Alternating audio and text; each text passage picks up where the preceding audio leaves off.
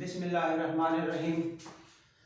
हाँ जी, current lecture अब तक किए जाने वाला जो काम है स्पेशली ट्रांसफॉर्मेशन के हवाले से आपको कंफर्म किया जाएगा कि ये यूज़ कैसे है इसका। ट्रांसफॉर्मेशन इक्वेशंस का यूज़ करते हुए क्वेश्चन आपको दिया गया कि सेट ऑफ एक्सिस, ज़ाहिर है ये वाला सेट है आपका डैश सिस्टम के साथ, यानी कि के dash is initially coincident with जो ओरिजिनल सिस्टम है, यानी कि दोनों सिस्टम एक जगह इकट्ठे हैं। जस्ट लाइक ये देखिए, ये हो गया एक सिस्टम डैश के साथ समझ लें इसको, ये हो गया दूसरा सिस्टम सिंपल के। उसी तरह से ये आपको एक्स वाई जेड यानी कि तीन एक्सिस शो किए गए। इनिशियली कहा गया कि वो यूं कोइंसिडेंट हैं, यानी कि इस स्टाइल से एक ही जगह पर इकट्ठे हैं। ये लीजिए दोनों सिस्टम लाइक दिस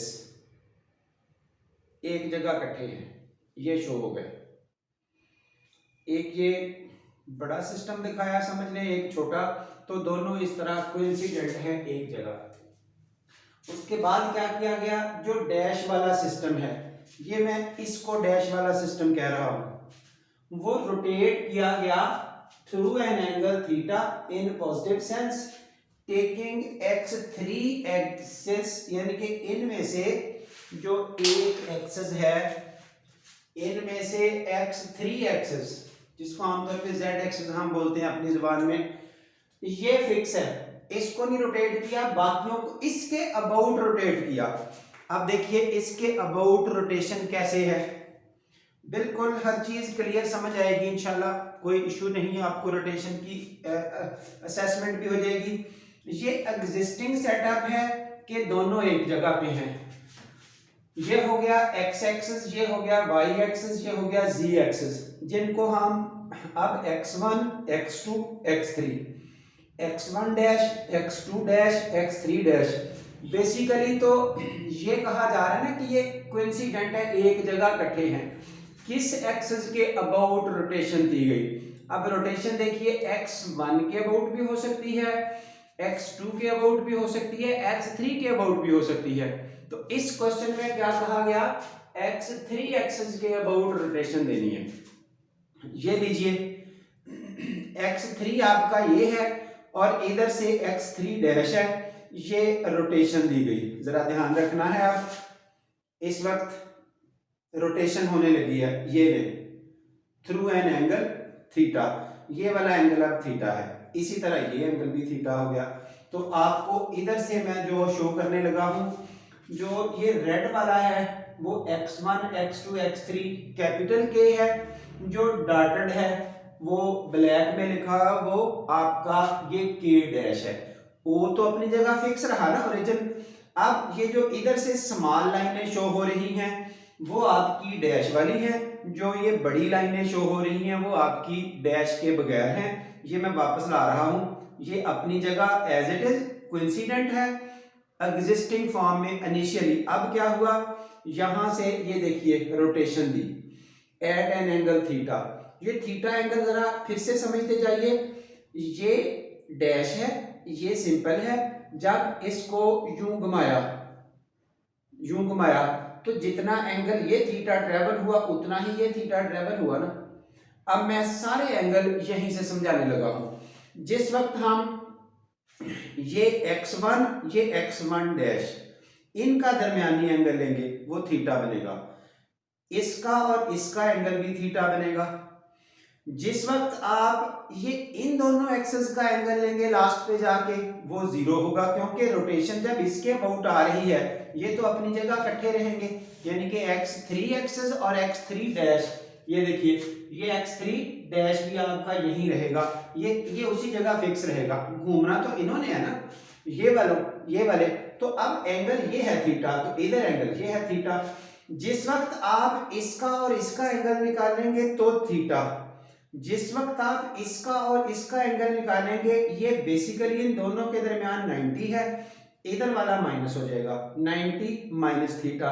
जिस वक्त आप इसका और इसका निकालेंगे 90 इधर वाला, ये वो प्लस हो जाएगा। ये देखे ना, जब बेसिकली ऐसे है, जब इतनी रोटेशन हुई, जितना एंगल इधर है थीटा उतना इधर है ना थीटा, तो अब ये जो फिक्स एक्सेस हैं पहले वाले वो तो 90 है, तो इस तरह से ये 90 प्लस थीटा।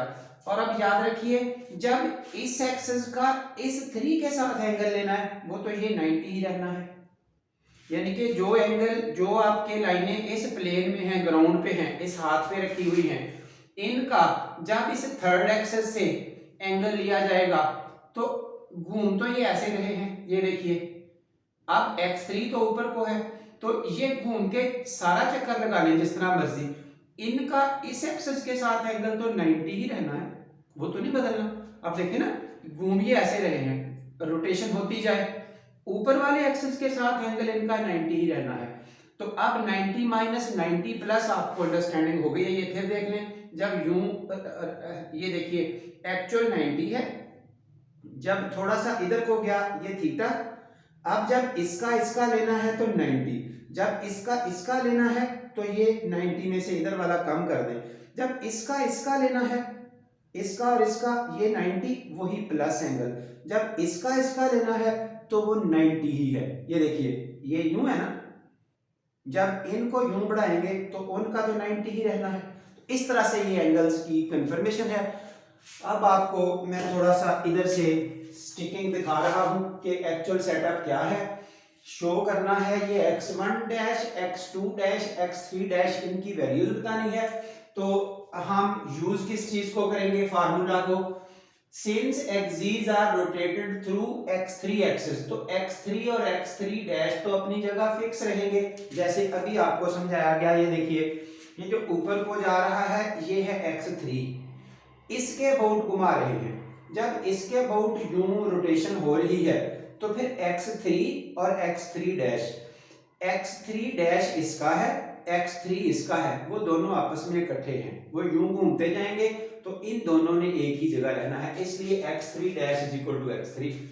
लास्ट पे कैलकुलेशन मैट्रिक्स से भी हो जाएगी। चलिए जी आगे बढ़ते हुए L11 डेफिनेशन कौन सी यूज करनी है, अगर ये रोटेशन का एंगल थीटा है, यानी कि एक्चुअली ये एक्सिस यहां था, रोटेशन ये आ गई, इतनी रोटेशन थीटा, तो ये रोटेशन भी थीटा, वो एंगल तो दोनों है।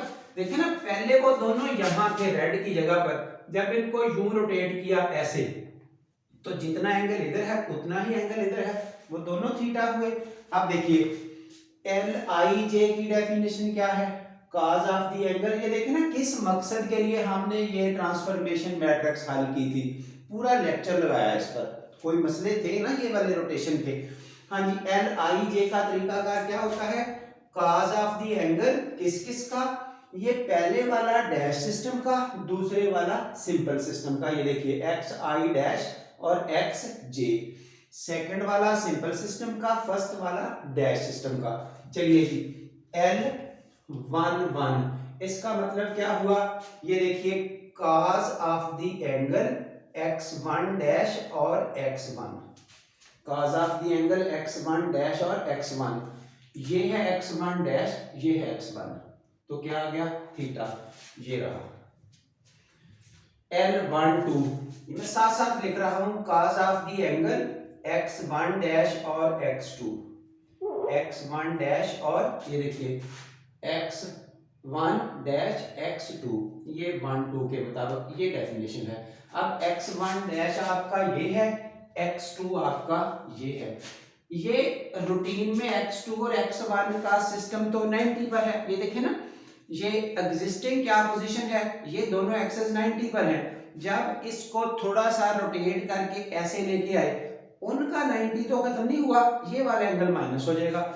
इस तरह से ये दोनों 90 पर हैं, देखिए ना x y z, वो तो ये 90 पर, उसमें से ये एंगल माइनस कर, तो टोटल 90 माइनस थीटा, ये आपका आ गया 90 माइनस थीटा।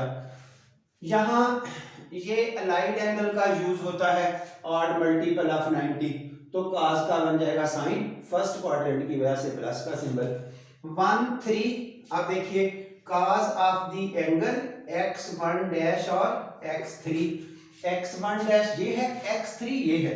तो ये देखिए x3 तो ये ऊपर को है, जो इधर वाले हैं वो नीचे प्लेन में है। इनका ये एंगल तो 90 का रहना है सारे चक्कर में। ये ग्राउंड पर पड़े हुए हैं, ये ऊपर को जा रहा है जी की तरफ, तो ये 90 ही रहना है, इसलिए वो एंगल आपका 90 हुआ। तो cos 90 0। उसके बाद आगे बढ़े L21 मीन्स ये देखिए इसके मुताबिक L21 means cos of the angle x2 dash और x1 डैश और x1। इसके मुताबिक x2 डैश ये है, x1 ये है, ये डैश दोनों का आपस में, जैसे ये सिंपल है, इनके इसका भी 90 इसका भी 90, तीनों 90 पर हैं। ये डैश वाले हैं, इनका आपस में 90 है, ये 90 तो नहीं बदल रहे, लेकिन जब ये रोटेशन आती है यहाँ पर तो फिर इनका आपस में फर्क पड़ता है। तो दैट इज वही 90 प्लस थीटा, 90 ये वाला, थीटा ये वाला। 1 डैश और 2 डैश का दरमियान 90, तो उस 2 डैश का 1 तक जब आना है तो ये एक्स्ट्रा प्लस हो जाएगा। इन डैश सिस्टम का आपस का 90, ये एक्स्ट्रा एंगल यहां तक जाने के लिए अब इसका इसके साथ लिंक लेना है।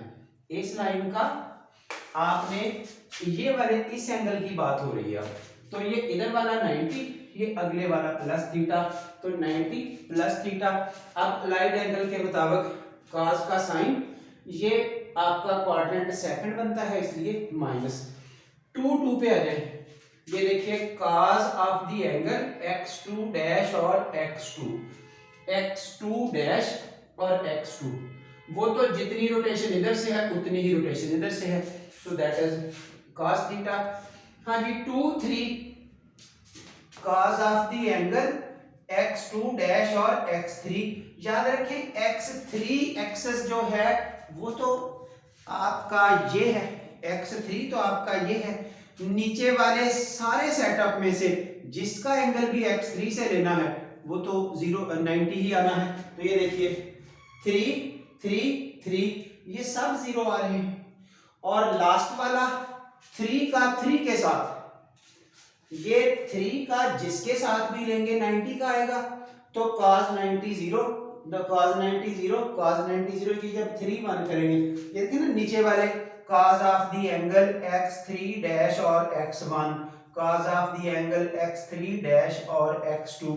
ये जो x3 डैश है वो तो आपका ये है, इसके साथ ग्राउंड वाले का किसी का भी एंगल लेंगे वो 90 ही आएगा, इसलिए वो 90 आ चुके। लेकिन जो लास्ट है वो क्या बना, cos of the angle x3 dash और x3। तो x3 डैश और x3 तो क्योंकि x3 के अबाउट रोटेशन हो रही है वो तो कोइंसिडेंट ही रहेंगे, इसलिए वो 0 का एंगल, तो लास्ट वाला ऐसे cos 0 1 बना। ये थी आपकी डिस्कशन। अब जो ट्रांसफॉर्मेशन मैट्रिक्स बननी है LIJ, वो रूटीन में ये रही। इसका कोई जिसको हम T बोलते हैं, इसका T का ट्रांसपोज लेना चाहते हैं तो लाइनें as it is row column में चेंज हो जाएंगे। बहरहाल LIJ की कीमत ये रही। उसके बाद जो ट्रांसफॉर्मेशन इक्वेशंस हैं जो इससे जस्ट पिछले लेक्चर में गुजरी वो क्या थी, क्योंकि डैश वाले आंसर्स आपको बताने हैं, डैश वाले आंसर्स बताने हैं, तो डैश वाला हिस्सा इधर रखना है, सिंपल इधर आएगा, दरमियान में LJI आएगा। जब डैश इधर हो सिंपल इधर हो तो JI LJI, जब सिंपल उधर हो डैश इधर हो तो LIJ। ये बातें ज़ाहिर मैं पिछले लेक्चर में डिटेल से समझा चुका हूँ कि इनको कैसे याद रखना है। अब जैसे हम सिंबल अप्लाई करते हैं समेशन कन्वेंशन वाला, ये देखिए I और I की जगह 1 1, ये देखिए 1IXI, पहले हमने J की जगह 1 लगाया तो क्या बना x1, क्योंकि हम ये x1 डैश बनाना चाहते हैं, ये स्टेटमेंट बनी। अब I और I आपका डमी इंडेक्स है, 1 1 2 2 3 3, उसको ओपन कर दिया। ये L1 L ये रिलेटेड वैल्यूज, ये वैल्यूज उठा के यहाँ लगा दी। ये मैट्रिक्स एक्स्ट्रा बनाई है, जरूरत यहाँ नहीं थी लेकिन बना दी है ताकि आप कहीं इतना ही क्वेश्चन हो सकता है कि ट्रांसफॉर्मेशन मैट्रिक्स बता दें तो फिर आप न्यू मैट्रिक्स बनाएंगे। हाँ जी, इसके मुताबिक ये आपकी स्टेटमेंट ये आपका वो प्रूफ है जो हमें दिया गया शो दिस। इसी तरह यहीं से 2, वो ये सेकंड वाला जब 2 प्रूव करना है तो जे की जगह 2 लगाया, इस जे की जगह 2 लगाया, स्टेटमेंट ये बनी। ये आई फिर से डमी इंडेक्स है, उस डमी इंडेक्स को 1.2233 कीमत लगाई, वो वैल्यूज उठा के लगाई, तो आपका ये x2 वाला प्रूफ है।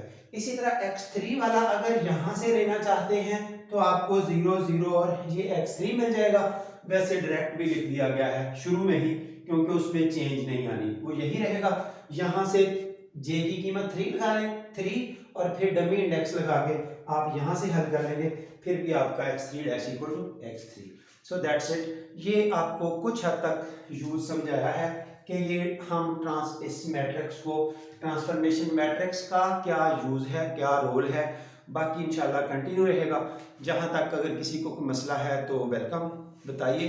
अगर नहीं मसला तो सब ठीक है, कमेंट्स करके हमें प्रमोट करें और इंशाल्लाह सिलसिला जारी रहेगा। चैनल हमारा आगे बढ़ाइए, सब्सक्राइब कीजिए, वीडियोस को भी लाइक करें, दोस्तों में शेयर करें। Thank you very much.